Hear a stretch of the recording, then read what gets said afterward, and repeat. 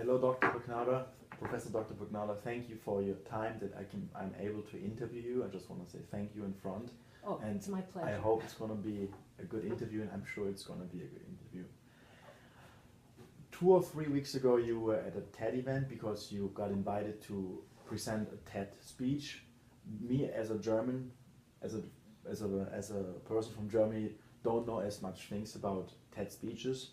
So I just want to know if you could. I just want to ask you if you could tell us about your experience as a TED speaker.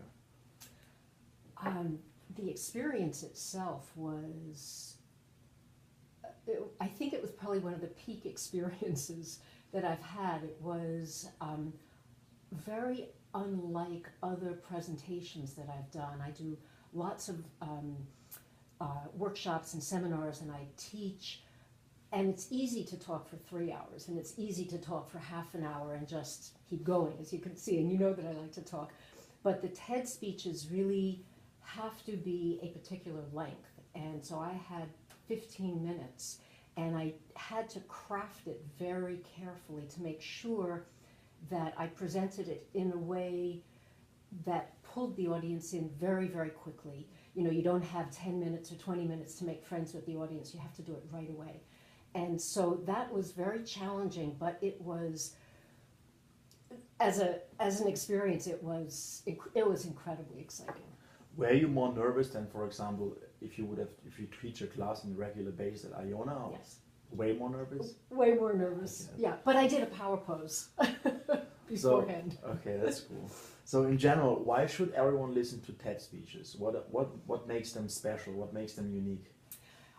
TED, the organization itself was created to increase the people's ability to give good speeches and to engage in interesting conversation. And so much, I think, over the last 50 years has been lost. You know, people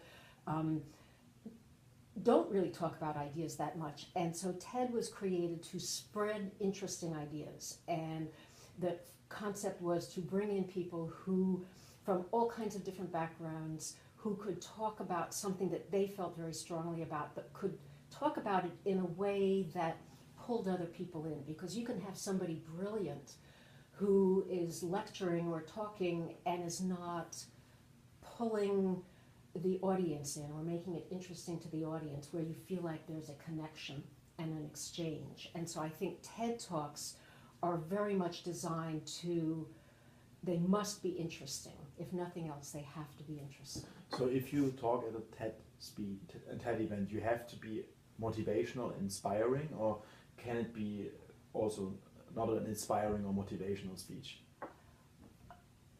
Well, it's funny because TED categorizes their speeches. You know, you can go and you can say, I want to find persuasive speeches, I want to find jaw-dropping speeches.